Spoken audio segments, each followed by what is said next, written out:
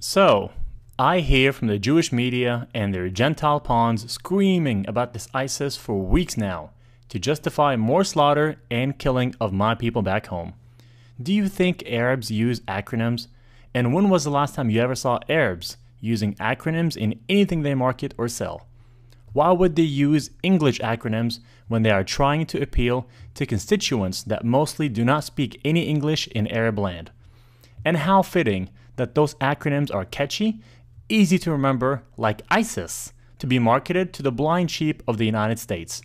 So where does this ISIS acronym come from? And what intelligence agency actually uses that acronym ISIS, you ask? Wait, hold on. You mean to tell me a Jewish intelligence agency, Mossad, uses the acronym ISIS its whole entire life? What? Hold on. Seriously. Well, have a listen for yourself. You tell the story about how you tried to find out what they call the Mossad when they deal with publicly? I thought it was a reasonable question, but the trouble is you can't pick up the phone book. There's no Langley in Israel that you can look up, CIA, or in our case, the Mossad. We thought we should ask, what shall we call it in English? You can translate the Hebrew words, as I said, Mossad is institute, but when they write a letter to their friends in the CIA or the British intelligence, what do they call themselves? It took a while. It was a matter of asking the Prime Minister's spokesman. The best you could do, because officially the Mossad is under the Prime Minister's office. And I think he sort of wondered why you want to know and all that, so we explained. And he came up with the Israeli Secret Intelligence Service. I mean, if it were to have initials, it would be ISIS. Just simple words like that. Interestingly enough, kind of a British model. The British don't really like the names MI5 and MI6 for... Did you get that? ISIS. ISIS. Israeli Secret Intelligence Service. You fools. What? Now you're gonna tell me that this al-Baghdadi guy is an Arab leader of a caliphate? Come on.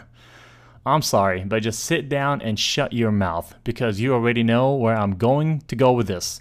Yes, he is Jewish, and his name is Simon Elliott. Edward Snowden has already released documents proving that, and a French newspaper has already reported on this. But your Jewish masters in the US, especially your terrorist senator John McCain, will not allow it to be publicized. And here is the same Jewish terrorist, Simon Elliott, masquerading as a leader of the Islamic Caliphate.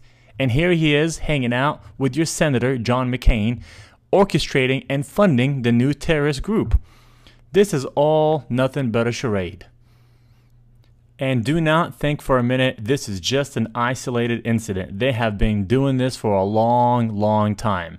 It is time to round up and arrest the majority of U.S. congressmen, senators, politicians, bankers, Wall Street executives, and corporate leaders, because they are all guilty of treason.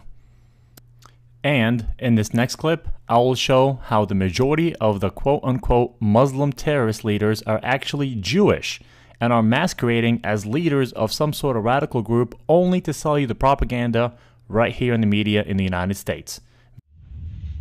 Adam Gadon, the so-called American Al-Qaeda, who proclaimed himself the media maven, if you will, for Al-Qaeda, and was helping to produce a lot of these so-called Al-Qaeda videos that were all over the internet that made Al-Qaeda look really bad and made the Muslims look bad. Should you fail to comply in full, we will deem it sufficient justification to continue to fight and kill Americans. Come to find out, Adam Gadon's real name was Adam Perlman. And not only was he, in fact, Jewish, he was the grandson of a member of the board of the Anti-Defamation League. And if you've been following the history of the Anti-Defamation League, you will find out they've been very much involved in covertly supporting a lot of these so-called American Nazi movements. In fact, all the way back, just about the time of World War II, there was this scandal where the head of the American Nazi Party, which had a total membership of like 6, and yet they were getting all this press, was arrested for embezzling from his sponsors, which turned out to be the ADL, so that kind of blew up in their faces. So anyway, we have Adam Perlman, and he's been going around saying, I'm Al-Qaeda, see, I got a turban on my head, I'm a terrible Muslim, gotta hate me, gotta be afraid of me, and of course everybody's laughing at him now because we all know who he is. Okay, so they have brought in the understudy, and there is a new American Al-Qaeda named Yusuf al-Khattab. Ooh, big scary name, and they've got a picture of him out there where he's holding all these guns and knives, and he's dressed up like a wannabe Rambo, and he's scowling at the camera, and he supposedly has this website with things in it, like pictures of the Statue of Liberty with an axe buried in the back of the head. I mean, very heavy-handed, very over-the-top. There was also a link to a puppet show mocking Danny Pearl's beheading. Take a look.